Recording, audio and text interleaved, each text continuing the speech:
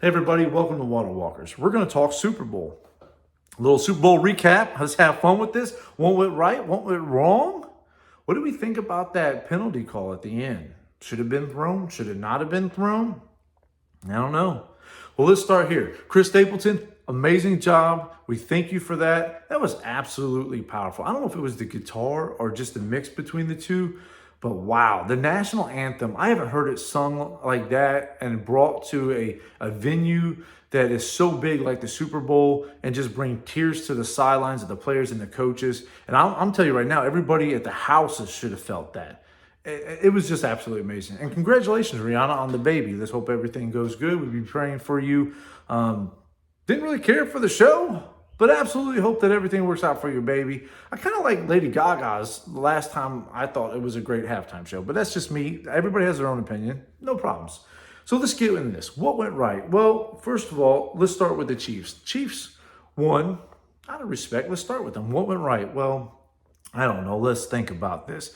They have the best quarterback in the NFL right now. The absolute best quarterback. And I know some of you guys are saying, you're wrong. You don't know what you're talking about. I'm tired of hearing about the baby goat and this and that. And I'm not wrong. Show me where I'm wrong. I'm not a Kansas City Chiefs fan. I'm not sitting here bumping him up because I think that he's my favorite quarterback. No means. No, he's not. My team has a horrible quarterback, and I kind of wish he was better. But no, I'm going off of the truth and the facts. And the fact that I am not a Kansas City Chiefs fan telling you this, maybe you should listen a little bit. I mean, it's not that I'm the smartest guy. I'm not dumb. I can see for myself. He is going to be on my top 10 quarterbacks going into 2023 season with the video I'm going to do soon. He will be number one. Icebreaker right there. We can start the next one off. No problem, right? So I think the best quarterback in the National Football League figured out a way to make it happen. Did he blow us out of the water with a 400 yard passing? No. You know what was blowing out of the water? Let me tell you what was blowing out of the water. Right here, 21 for 27, 6 missed passes. I mean, he is consistently good. He is accurate. He's a great quarterback. He threw for 182 yards and 3 touchdowns. He did what he was supposed to do on that part. He also ran, not a lot, but it was a 6 for 44. He ran for 6 for 44 yards. On top of that, on a beat-up ankle. He didn't let it have excuses. And I know during the Super Bowl, we heard everybody saying, oh, man, he's overplaying his ankle. He's not really that hurt. And listen, was you out there with a bummed ankle like that? I didn't think so. Have you ever twisted an ankle and went out there and tried to do something? I have. I twisted my ankle, tried to climb a ladder the next day to go to work. And man, I was ready to quit. I started feeling like I was sick, ready to call in. I was done. I could imagine being out there throwing and running and trying to lead my team and trying to be a captain and a leader at the same time. He is. This is why he won 2 Super Bowls now. 5 straight AFC championships, 3 Super Bowls. He won 2 of them, 2 regular season MVPs. I think he should have 2 Super Bowl MVPs if he doesn't already the time you watch this. He's the best quarterback playing in the NFL right now. Tom Brady's gone. The GOAT is gone. I'm not saying he's the GOAT. I'm not saying he's better than Tom Brady. Tom Brady is going to be hard to break that record. I mean, 10 Super Bowls, 10 appearances, 7 Super Bowls. I mean, who does that? Nobody. Only Tom Brady's done it. And I get this too, because Tom Brady and Gronk, the best quarterback tight end matchup ever. Those guys are like peas in a pod, right? So here goes Kelsey. Kelsey and my boy Patrick Mahomes, also really good. They're the next Tom and Gronk. And they're showing this year after year after year. And they are also showing it in this Super Bowl. Kelsey is a safety. He is a safety line like you've never had before. The guy's amazing. I think he's the best tight end that's playing in the NFL. So you have the best quarterback and the best tight end playing in the NFL on one team. It's dangerous. They all said, well, Hill's gone. It's all going to drop. It's all going to stop. Hill's speed can't be replaced. Well, Patrick Mahomes just did this with a bunch of wide receivers that nobody outside of a Kansas City Chiefs fan really knows. Except for Juju. Who else knows these other guys, right? What's that matter? Well, I'll tell you who else did that. Tom Brady. Every time they put a new wide receiver, he made them look good. And I'm not saying that he's better than Tom Brady. I'm just saying the comparisons are there that show that he's the best quarterback because no matter who lines up as wide receiver, he's still completing passes to him. He's still getting the ball out, and he still has the best tight end in the league right now. And you say, okay, well, he has that. Well, let me, okay, let's go to the running back situation. Pacheco. I like to call him Pistachio because I'm a Big Ten guy and I watched him play for Rutgers. I said, this is a good running back. He's going to do good. Maybe he'll be a backup somewhere. I was wrong. I was wrong. I'm not scared to admit it.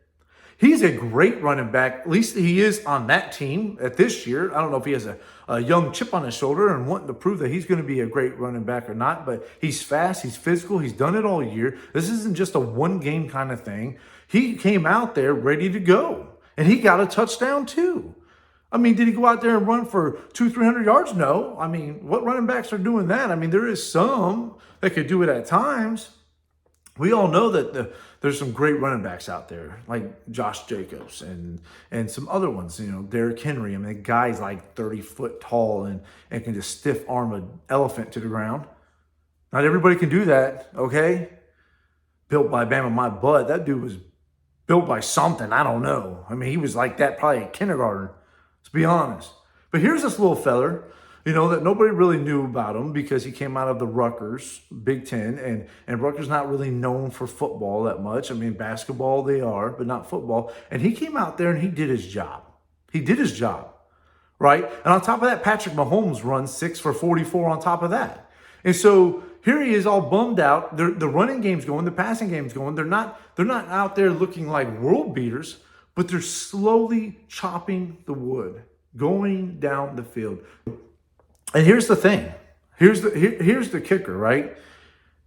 Whenever you looked at halftime, you said, okay, well, Philadelphia's going to run away with this, right? It's 14-24. Philadelphia's on fire. Jalen Hurts is running everywhere. There's no way that they're going to come back. And they didn't get crazy and upset or worried. No, they stayed with what they do. They stayed with what they do, and it made it work. It went right. Another thing that went right with it is the offensive line. That offensive line allowed 0 sacks. Patrick Mahomes was protected. I mean, this is a Philadelphia Eagles defense that's supposed to come out here and wreck the world. It's one of the best defenses in the league. And they got 0 sacks. Lanes were open for the running game.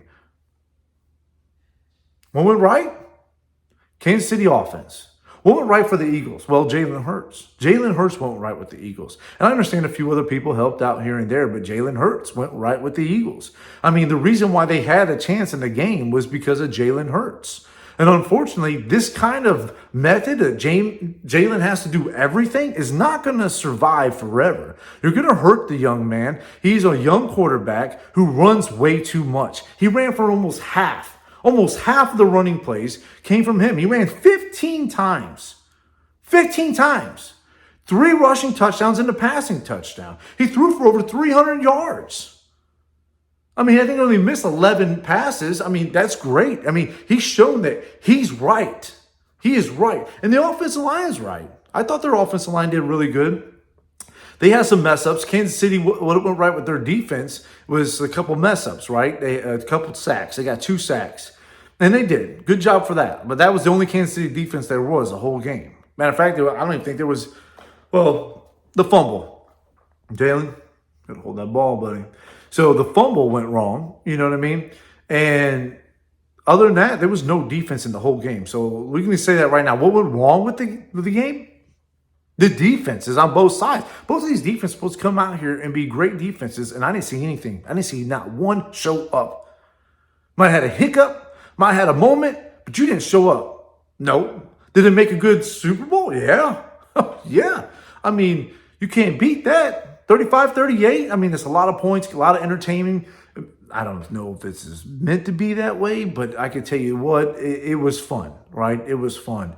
And I think Andy Reid was the better coach in the game. I thought he did it right with the kneeling and the kicking, and he outcoached them. He outcoached them for the long haul, And that's that simple. And a lot of people say you're wrong. I don't think he outcoached him. He outcoached him. Andy Reid has not lost against the Philadelphia Eagles since they threw him out. It just ain't happened. And he ain't going to lose because he's a great coach and he outcoached him. And now let's talk about the penalty. Okay, the penalty. So, should the penalty be thrown? Should it not? I mean, let's think about this. I mean, the penalty was there, right?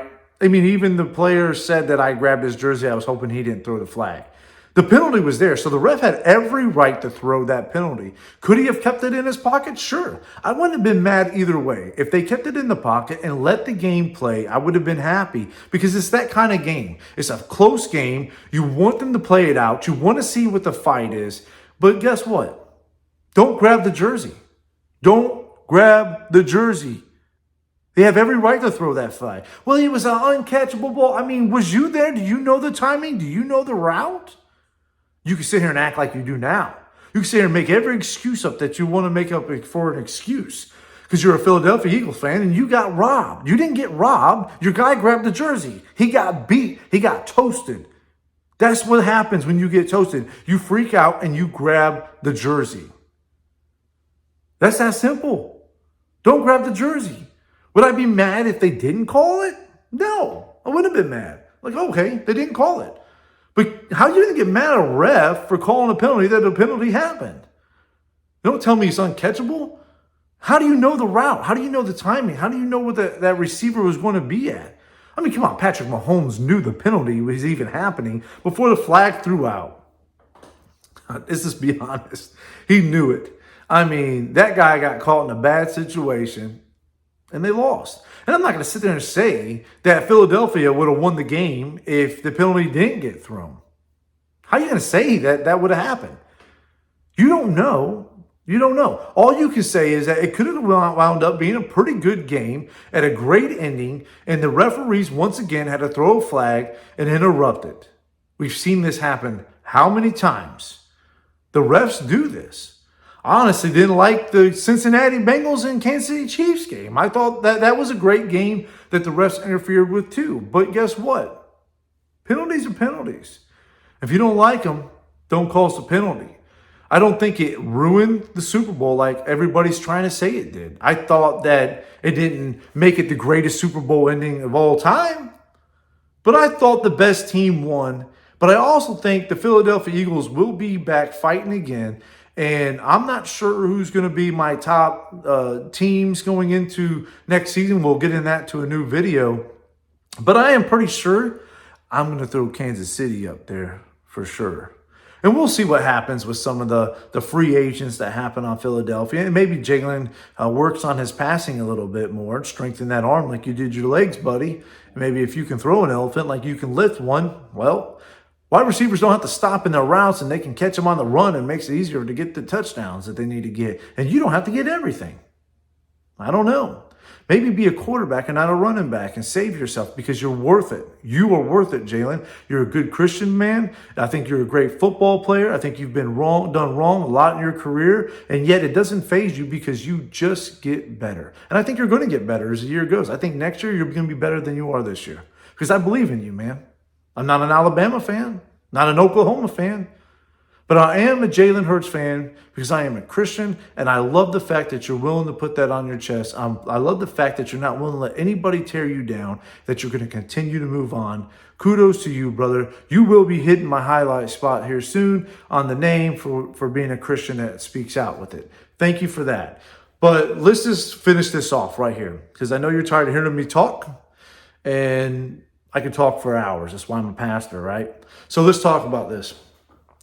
Do you think that the real person that won that game was Patrick Mahomes, or do you think it was the ref? I want to hear what you got to say. Do you think it ended right, or do you think it ended wrong? I want to hear what you got to say. And tell me what you think about Patrick Mahomes being the best quarterback in the league, and tell me what you think about Jalen Hurts. Do you think he needs to work on being more of a passer first than runner? Or do you think what he does is good enough and that's what he should do until the end of his career?